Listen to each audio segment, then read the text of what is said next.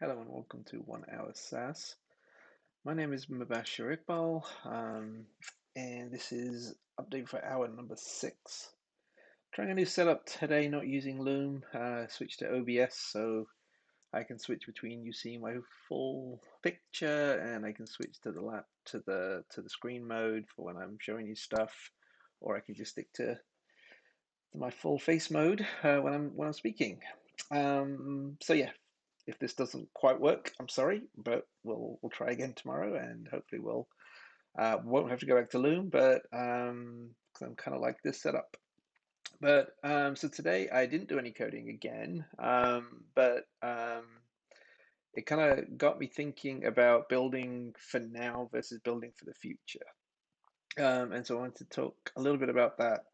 So my day started, I was trying to think about how I was going to do the subscription billing for Podcast Ping.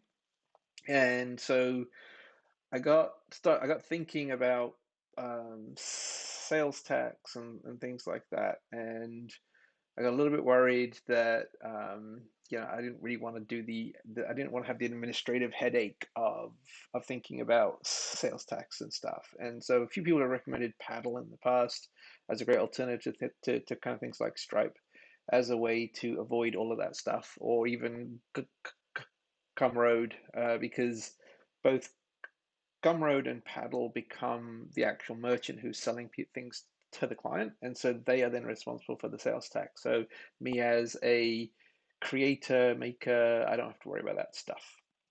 And if you're using something like Stripe directly, you're the one selling directly to the customer. So you're on the hook for all of that sales tax madness here in the US, and probably in Europe too, with VAT and stuff like that as well. Um, so anyhow, I wanted to use Paddle, and so let me switch to this here. And so Paddle, if you haven't seen it, it's a subscription pilling platform used by a bunch of people. I've used it in the past to kind of purchase things, and it's worked really well.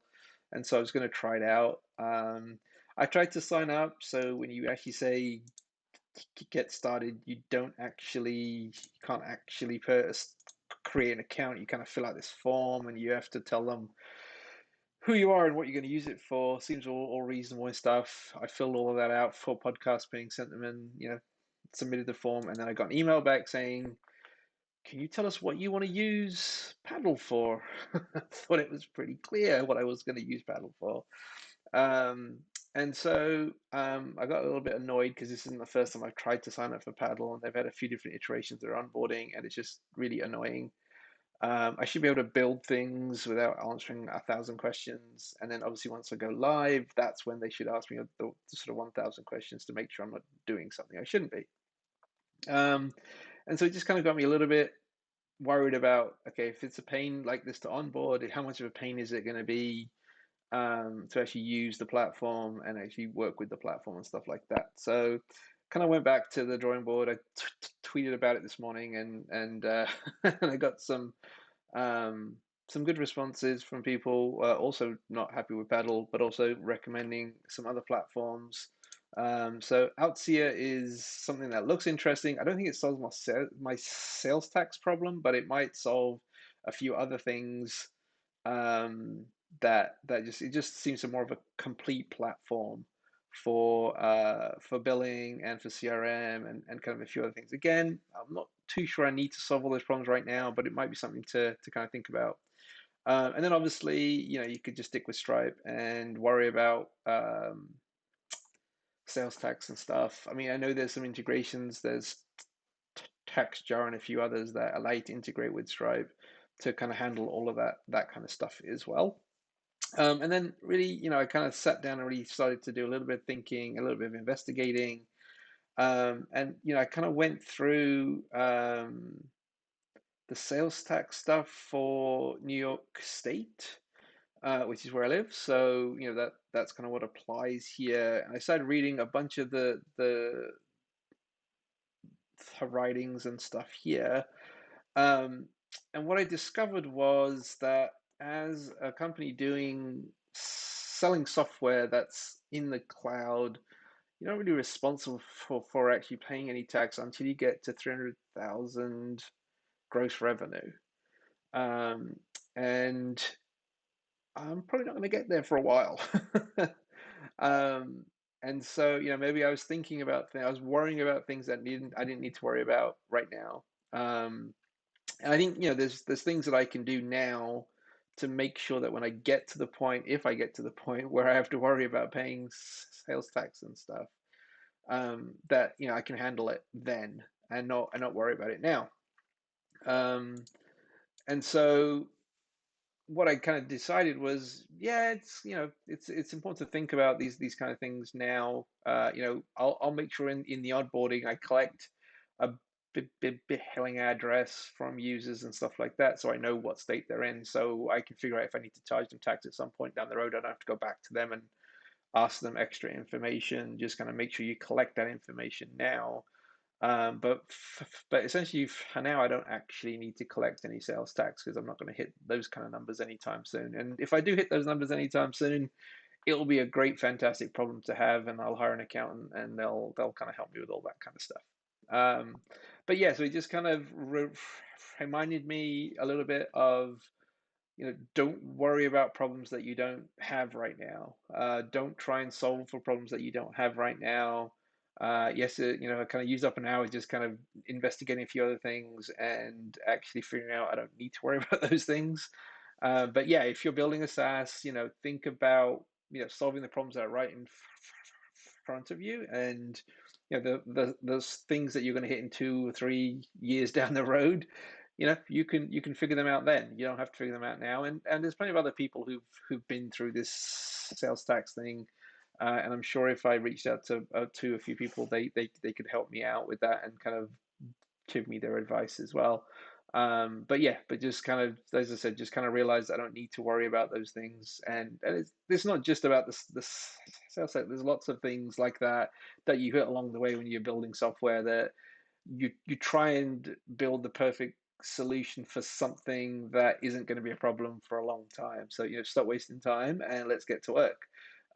So yeah, so tomorrow, come a hell or high water, I'm going to start writing code. I'm going to just use Stripe because I know how to use Stripe. I've used Stripe in the past, and it's going to work great until I get to about $200,000 annual gross revenue. That would be a nice problem to have.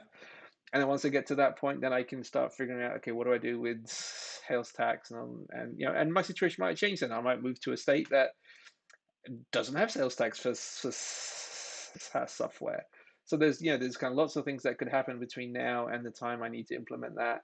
And I'll worry about it then. Or like I said, there is a few things that you can do to plan for those things in the future. Like I said, as long as I know what everybody's address is, what their zip code, the state is, I can figure out that point. I can integrate with TaxJar and figure out what the sales tax is. There will be some communication that would need to happen at that point, just to explain to users that the amount that they pay every month is going to increase a little bit, because in some cases you're going to have to pay tax. But that's, yeah, again, it's a nice problem to have.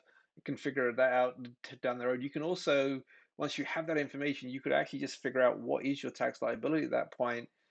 Does it make sense just to eat that and just say, okay, I'm going to pay this sales tax. I'm just going to say the price is inclusive of sales tax. And if it ends up eating another 8 or 9% of your gross revenue, yeah, maybe that's easier. Maybe that's an easy way to handle it, and just say, yes, I know what state people are in. I know what tax I have to pay, and I'll just pay it. I won't change how the customers work in terms of how much they have to pay, just to keep numbers nice and round, and so all that kind of stuff. Or you could also just switch to another provider at that point, right? Like if we decide, if I decide Stripe isn't the right way to handle it at that point, again, hopefully at that point, there's enough money coming in that it makes sense to kind of make that switch. Then you can make it happen. But if you never get to 300,000 gross revenue, then not a problem that you need to have. And so yeah, it was a good little reminder to think about the future, maybe plan for the future, but don't need to build for the future right now. And so yeah, so it helped me kind of figure out what platform I'm going to stick with. I'm still going to code, I think, right from scratch of the Stripe integration. I'm not going to use Spark and any of those other SaaS boilerplates, which would actually help save me some time on the billing side, but might make the UI and stuff a little bit harder because I want to use Jetstream, which is part of Laravel 8, and a lot of those boilerplates aren't supporting that stuff yet. So there might be a little bit of extra work that I have to do, but I think it's going to be fun because I can actually customize the sort of whole experience the way that I want to, instead of being tied to the SaaS boilerplate stuff, which in a lot of cases ends up making things a little bit harder. But that will be starting tomorrow for sure. And yeah, now finally all the obstacles are out the way. Thanks a lot for watching, and I will speak to you tomorrow.